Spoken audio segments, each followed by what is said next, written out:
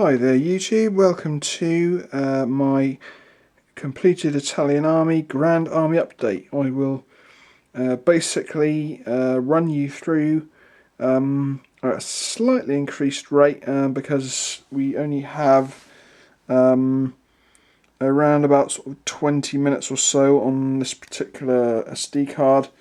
I will try and complete this run through within 20 minutes, and I'll try and then do a second video on my second platoon, which is actually a lot smaller than this, and that should again maybe with all my extra blurb end up around about sort of 20 minutes as well, but we'll see how it goes. Let's start with the command team. So I'll just give you a quick overview of the figure. You can see this particular guy has the rank of a major. I thought he looked a little bit too regal to be a captain, so I decided to make him a major. And again, like I did mention in my video when I did actually cover this guy, that the officers tended to have privately tailored jackets, and thus they were sometimes a little bit made out of a little bit more darker material than what was issued.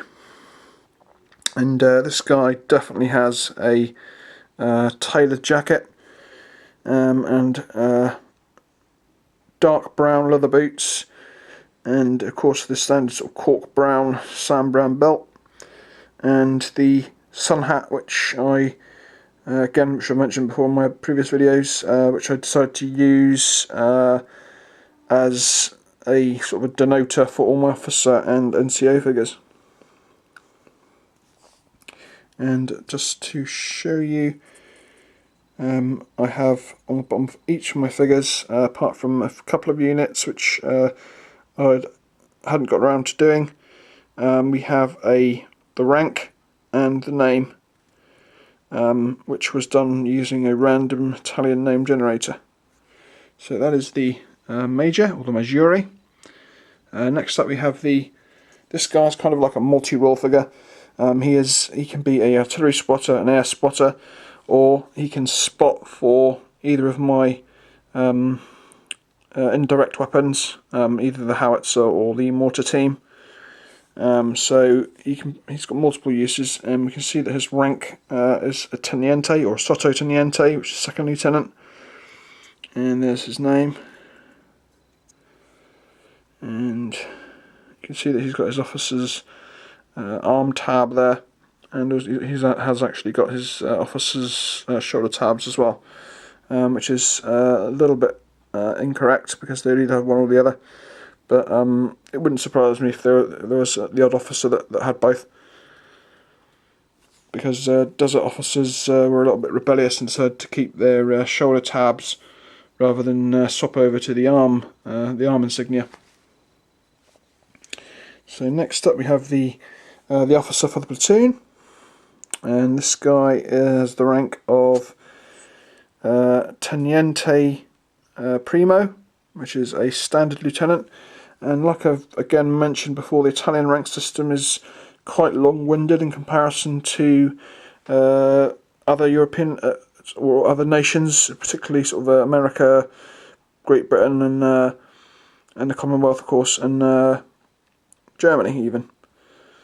And I'll perhaps show you a sort of a page of Italian ranks a bit later on, to sort of show you just how long-winded they were. Each rank had several more positions than the other nation counterparts. So here, like I say, this guy is a rank of a lieutenant,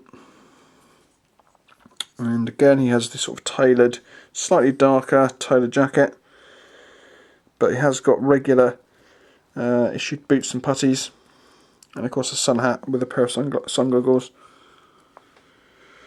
And let's show you his, I've shown you his bottom of his base. Let's go for his assistant, who is a slightly higher ranked NCO, and if we have a look on the bottom of his base here, we have a Marciello Capo, which is staff sergeant.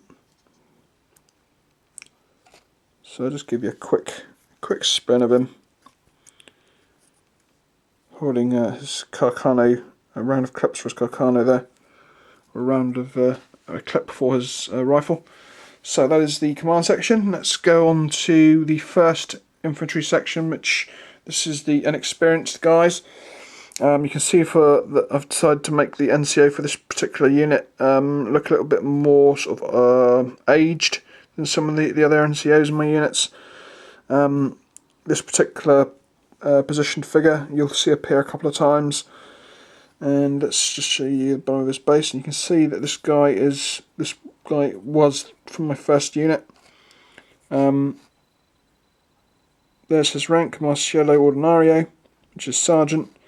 And you can see that the very first unit I did haven't got full names, and some of them have got these stickers, which I decided in the end to do away with and just actually write on the bottom of their bases with pencil, which seemed to come out really well.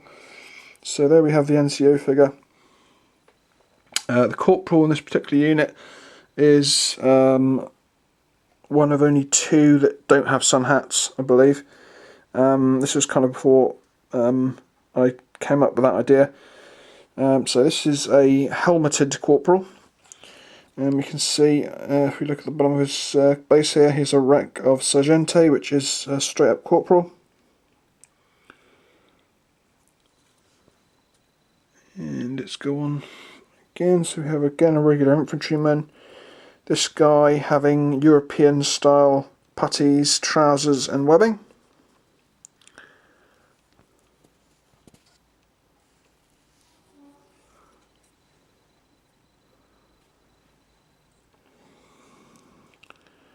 And we have our first Soldato Salto, which is senior private.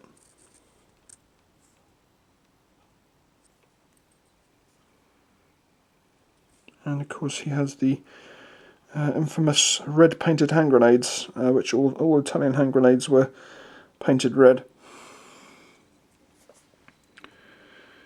Let's continue on. Let's do two at a time, shall we? Just to get things moving a little bit faster. Because at the end of the day, if you want a really close look at these guys, you can actually go and look at the actual individual videos. So here we have two infantrymen. One in full desert kit and one in with some European trousers there. And I believe has he got European kit? No, he's got desert kit. So and we can see that one has the pullover style and one has the shirt style. And of course these guys being from the Bologna Brigade. And if we look at the bottom of their bases, so we can have a Soldato and another Soldato. So they're both straight up privates. And let's go for another two.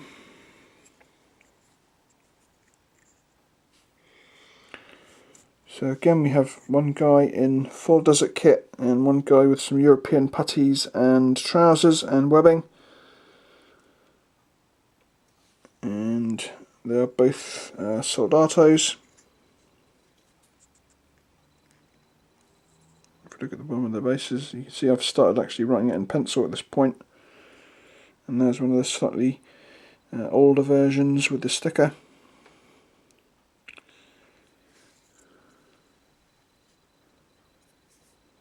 And then finally for these guys we have the LMG team, or the Breeder 30, and we can see that the gunner is in full desert kit and his loader is in full desert kit apart from European webbing, and he hasn't been issued with the paint to camouflage his ammo box yet because it's just in straight up European grey.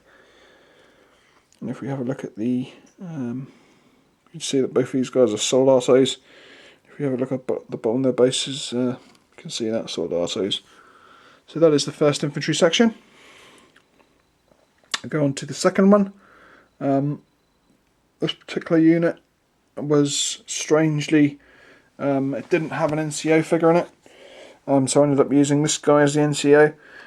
This particular positioned figure you'll come across a couple of times within my army, and generally I use them as the corporal figure, just because they kind of stand out.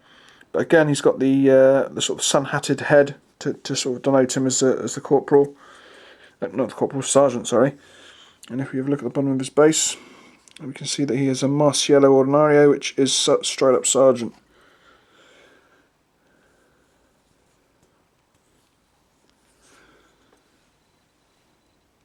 Okay, next up, let's go for, here's the actual corporal for this unit. We can see he's just a straight up posed infantry figure. Again, you come across this position many times within my my infantry sections, and he has the rank of, let's have a look, Sergente, which again is straight up corporal.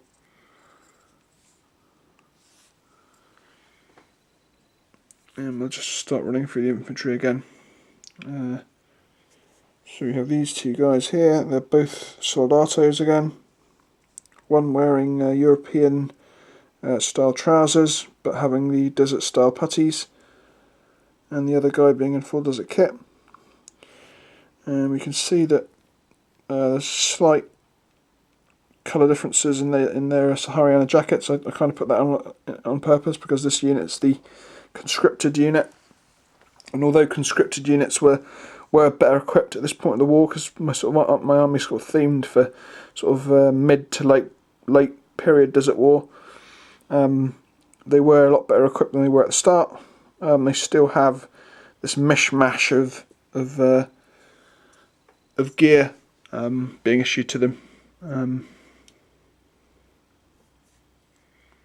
So let's continue on. We have another two infantrymen here. These two guys wearing the Bastina soft cap. And if we look at the bottom of their bases, we have a Soldato Salto and a Soldato.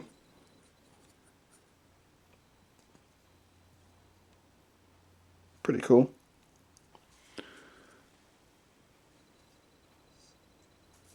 And the final two infantry before the machine gun team, or the LMG team. So again we have these two guys. One guy of course wearing the European puttees and trousers.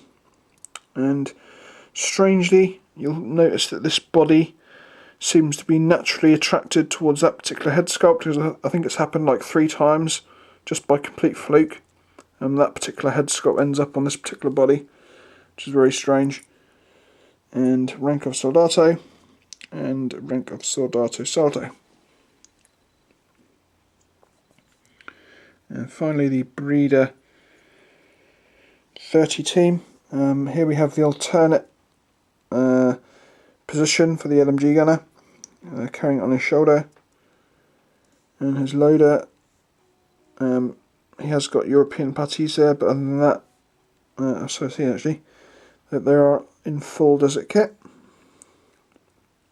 And he has actually managed to get hold of the camouflage paint to paint his ammo box up.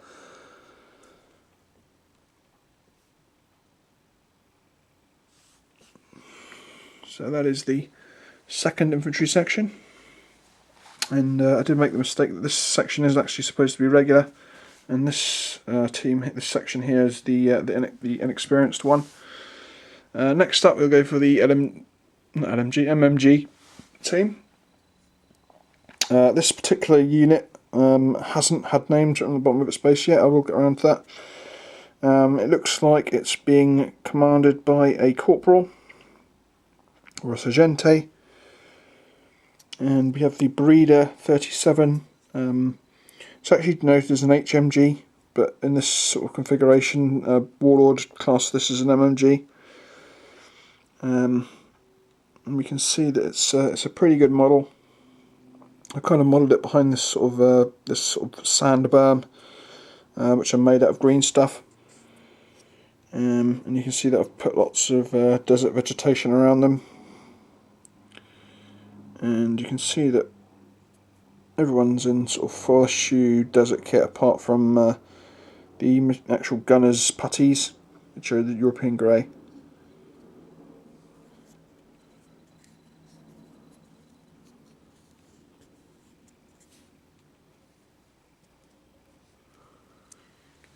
Okay, Okay, next up we'll do a quick run through of this anti-tank rifle, because I did actually just do this in my last update, yesterday in fact. So we have the Southend 20 mic anti-tank gun, or 20mm, Soldato Salto operating the weapon. I still haven't given them names yet. Nice figure, nice model, very difficult to put together for the sort of how small and how few pieces that particular model is. And of course, having a broken frame in two places didn't help either. Here we have the loader, carrying a spare magazine there.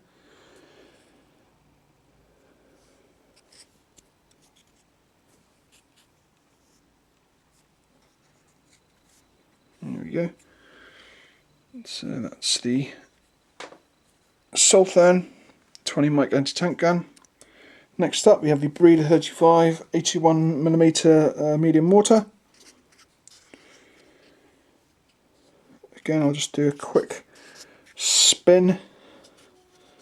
If you want a more sort of detailed look at it, then just run back to one of my army updates. I believe it's the artillery one that this one features in.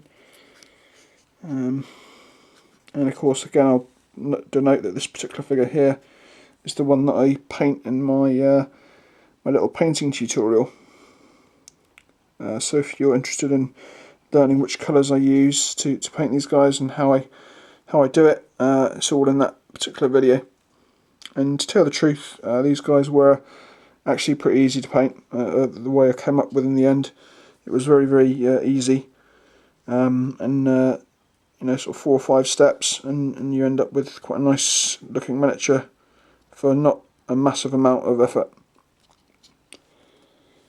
That's the mortar, the Modello 35. Next up we shall go for the big gun, or the Modello 14 105 howitzer, or medium howitzer.